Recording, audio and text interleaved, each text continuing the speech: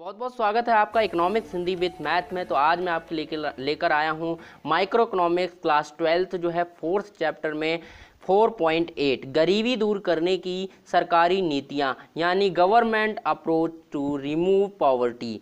तो पुरानी वीडियो में हमने देखा था, पिछली वीडियो में देखा था कि 4.7 में क्या था, गरीबी के कारण क्या थे और बाकी बहुत सारी चीज़ें देखी थी। तो अब यहाँ पर गरीबी को दूर करने की नीतियाँ पढ़ेंगे। पहले हमने देखा कि गरीबी के कारण किस वजह से गरीबी होती है और अब देखेंगे हम गरीबी को कैसे दूर किया जा सकता है। तो आप अभी तक आपने वो वीडियो नहीं देखी, पिछली वीडियो, तो उसे देखिए पहले, उसके बाद इसको देखिए ताकि आपको जो है बेहतर समझ में आएगा। तो मैं कह रहा हूँ कि क्रम से देखेंगे तो आपको बहुत अच्छे से समझ आएगा, आप जो है अच्छे से तैयारी कर पाएंगे एग्जाम की। तो चलिए शुरू करते हैं। यहाँ पर जो है गरीबी दूर करने की सरकारी नीतियाँ, सरकार ने क्या क्या नीतियाँ अपनाई गरीबी दूर करने के लिए। तो देखते हैं, यहाँ पर पहली है समृद्धि आधारित नीति। यहाँ पर जो है गरीबी समृद्ध आधारित नीति थी और दूसरी है यहाँ पर गरीबी उन्मूलन कार्यक्रम चलाए गए, न्यूनतम आवश्यकता कार्यक्रम चलाए गए। तो सरकार ने मुख्यतः 3 नीतियों को चलाया था ताकि गरीबी को दूर किया जा सके। तो यहाँ पर पहली थी समृद्धि आधारित नीति। इस नीति के अंतर्गत जो है सरकार ने बहुत सारी चीज़ें रखी थी जिससे कि गरीबी को दूर किया जा सके। ठीक है, यहाँ पर बहुत सारी चीज़ें रखी थी सरकार ने जिससे गरीबी को दूर किया जा सके। तो इसमें क्या था, इस नीति में क्या थी, इस नीति में जो है इस प्रत्याशा पर आधारित थी कि आर्थिक वृद्धि का प्रभाव समाज के सभी वर्गों तक फैलेगा। यानी समृद्धि आधारित नीति का मतलब है कि यहाँ पर सरकार क्या करना चाहती थी, सरकार चाहती थी कि ज़्यादा से ज़्यादा विकास किया जाए देश का, ज़्यादा से ज़्यादा जो है उसको समृद्ध बनाया जाए, यानी विकास का निर्माण का कार्य किया जाए, ताकि जो है अगर वो आर्थिक वृद्धि होगी, मतलब वृद्धि हो जाएगी, तो लोगों के पास जो है लोगों की आर्थिक स्थिति आराम से सुधर जाएगी और अगर ऐसा हुआ तो गरीबी दूर हो जाएगी। तो इस तथ्य पर यह आधारित थी समृद्धि आधारित नीति। ठीक है, गरीबी उन्मूलन कार्यक्रम क्या था, गरीबी उन्मूलन कार्यक्रम था ये डायरेक्ट जो है गरीबी को उखाड़ कर फेंकना, यानी गरीबी को जो है हटाने के लिए चलाए गए थे। जैसे कि तीसरी पंचवर्षीय योजना चलाई गई, यहाँ पर पंचवर्षीय योजना चलाई गई। यहाँ पर जो है पॉवर्टी को जो है यानी यहाँ पर जो है इसमें क्या किया गया था, इसमें जो है बहुत सारे कार्यक्रम चलाए गए थे इसके अंतर्गत, यानी जिसमें जो है रोजगार दिया जा रहा था लोगों को। और यहाँ पर जैसे कि आप देख सकते हैं यहाँ पर फिर उसके बाद यहाँ पर न्यूनतम जो है आवश्यक कार्यक्रम चलाए गए, यानी गरीबी उन्मूलन कार्यक्रम चलाए गए। भारत में बहुत सारे हैं, तो आगे हम इसके बारे में विस्तार से पढ़ेंगे। यानी भारत में गरीबी उन्मूलन कार्यक्रम कौन कौन से हैं सबके बारे में जानेंगे। तो यहाँ पर आप देखिए गरीबी को हटाने के लिए जो सरकार ने कार्यक्रम चलाए थे उन्हें गरीबी उन्मूलन कार्यक्रम कहते हैं। तो पहला था समृद्धि आधारित नीति, यानी समृद्धि करेंगे यानी समृद्ध बनाएंगे देश को तो गरीबी अपने आप दूर होगी। और उसका गरीबी उन्मूलन कार्यक्रम यानी गरीबी उन्मूलन गरीबी को हटा यानी जो है गरीबी को हटाया जाए, उन्मूलन किया जाए, उसके लिए कुछ कार्यक्रम चलाए सरकार ने। न्यूनतम आवश्यकता कार्यक्रम वो कार्यक्रम थे जिनका उद्देश्य था कि लोगों को आधारभूत न्यूनतम सुविधाएं उपलब्ध कराई जाएं। इसमें जो है लोगों को आधारभूत सुविधाएं जो है न्यूनतम आधारभूत सुविधाएं जो होती हैं जैसे बिजली, पानी, कपड़ा, रोटी, मकान आदि की सुविधाएं जो है उपलब्ध कराई जा रही थी। तो ये था न्यूनतम आवश्यकता कार्यक्रम। ठीक है, चलिए आगे बढ़ते हैं वीडियो में और देखते हैं यहाँ पर भारत में गरीबी का उन्मूलन जो है कार्यक्रम क्या क्या थे, यानी poverty alleviation program in India. तो देखिए भारत में गरीबी उन्मूलन कार्यक्रम जो थे 2 प्रकार से थे, एक तो स्वरोजगार कार्यक्रम चलाया गया, दूसरा मजदूरी रोजगार कार्यक्रम चलाया गया। तो स्वरोजगार कार्यक्रम में यहाँ पर जो है 4 चीज़ें ली गई हैं और यहाँ पर जो है 2 चीज़ें ली गई हैं। तो इसमें और भी चीज़ें हो सकती हैं, तो यहाँ मैंने चीज़ें लिख दी हैं जो कि हैं। तो पहली चीज़ है ग्रामीण रोजगार सृजन कार्यक्रम। ग्रामीण रोजगार सृजन कार्यक्रम चलाया गया। उसके बाद यहाँ पर जो चलाया गया प्रधानमंत्री रोजगार योजना चलाई गई जिसके बारे में आप जानते ही होंगे।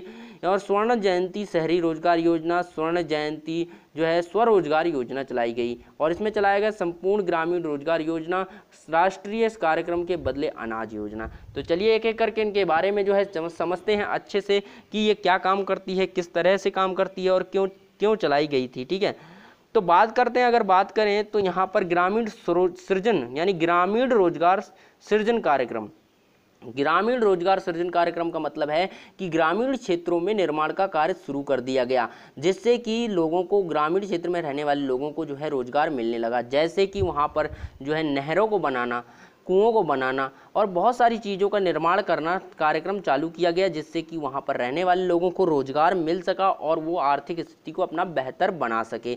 तो ये कार्यक्रम था ग्रामीण जो है, ग्रामीण में, गाँव में जो है रोजगार सृजन करने के लिए। ठीक है। प्रधानमंत्री रोजगार योजना, प्रधानमंत्री रोजगार योजना बनाई गई, जिसमें कि प्रधानमंत्री ने जो है हर एक परिवार के एक सदस्य को रोजगार देने का वादा किया। यहाँ पर अगर किसी को रोजगार नहीं मिलता है तो उसको रोजगार भत्ता दिया जाएगा। स्वर्ण जयंती शहरी रोजगार योजना, इसको भी चलाया गया इसी तरह से कि शहर में रोजगार देने के लिए चलाई गई। उसके बाद स्वर्ण जयंती स्वरोजगार योजना, ये जो है शहर में रोजगार दिया गया और शहर में जो है स्वरोजगार के अवसर उपलब्ध कराए गए कि खुद का व्यवसाय जो है कोई भी व्यक्ति यहाँ पर वो खोल सकता है और उसकी मदद की जाएगी सरकार के द्वारा। तो ये सारे जो है योजनाएं थी जिससे स्वरोजगार कार्यक्रम थे। ठीक है। अब देखिए मजदूरी रोजगार कार्यक्रम, ये स्वरोजगार कार्यक्रम थे। ठीक है, ताकि वो स्वयं काम कर सके और स्वयं जो है अपने पैरों पर खड़ा हो सके और अपनी आर्थिक स्थिति को बेहतर बना सके। अब देखिए मजदूरी रोजगार कार्यक्रम कहते हैं संपूर्ण ग्रामीण रोजगार योजना, संपूर्ण ग्रामीण रोजगार योजना, यानी संपूर्ण ग्रामीण रोजगार यहाँ का मतलब है कि बहुत सारे जो भी संपूर्ण ग्रामीण, पूरे ग्राम में रोजगार योजना चलाई गई।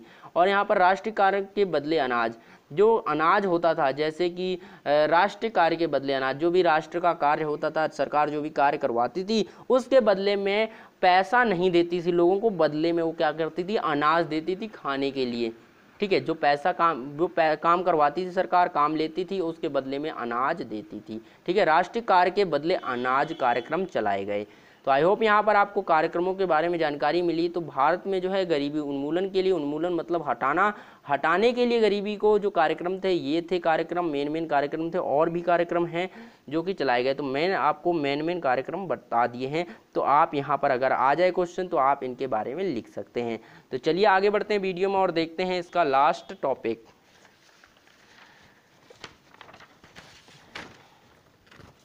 बात करते हैं लास्ट टॉपिक की। इसमें जो कि यहाँ पर है 4.10 में देखिए गरीबी उन्मूलन कार्यक्रम की आलोचनात्मक समीक्षा क्या की गई, यानी गरीबी उन्मूलन जब कार्यक्रम चलाए गए, जो अभी हमने पढ़े हैं, तो उनकी आलोचनात्मक समीक्षा की गई, मतलब उनका विरोध किया गया। ठीक है, कि उनका विरोध किया, यानी critical evaluation of poverty alleviation programs. ठीक है, निम्न कारणों से जो है यहाँ पर की आलोचना की गई है। कैसे कैसे आलोचना की गई है आप देख सकते हैं। आलोचना भी की गई है, मतलब यहाँ पर कहा गया, बहुत सारी चीज़ें की गई हैं, आलोचना समीक्षा की गई है।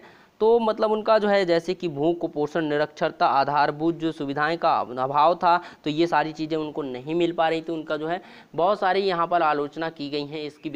इसकी जो है विशेषता, मतलब जो उन्मूलन कार्यक्रम चलाए गए कि लोगों को सुविधा नहीं मिल रही है, ऐसी बहुत सारी आलोचनाएं हैं।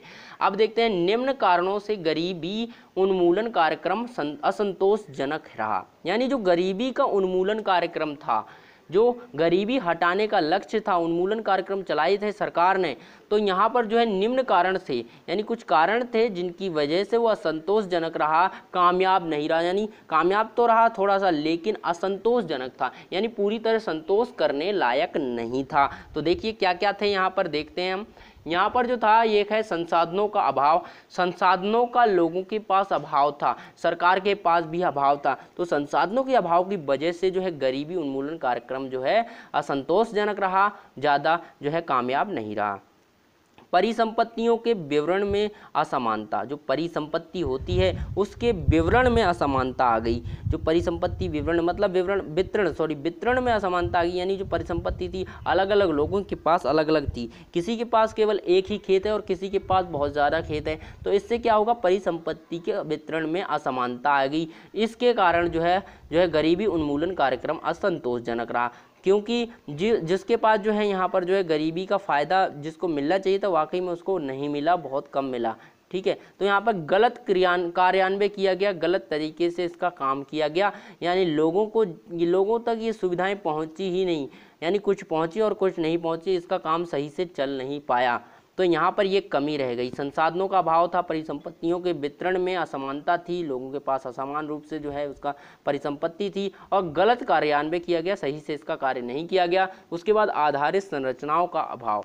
जो आधारित संरचना क्या होती है, जो मूलभूत आवश्यकताएं जैसे लोगों की होती है ना, रोटी कपड़ा मकान, उसी तरह देश की भी संरचना, देश की जो है भौगोलिक संरचना की भी आधारित संरचना होती है। जैसे कि यहाँ पर जो है सड़कें हो गई, रेल हो गया, परिवहन संचार सुविधा आदि जो है आधारित संरचनाएं हैं, इनका भी अभाव था, ज़्यादा हमारे पास उपलब्ध नहीं थी, ताकि हम बेहतर सुविधाएं दे सकें लोगों को और गरीबी उन्मूलन कार्यक्रम को जो है अच्छे से बढ़ा सकें।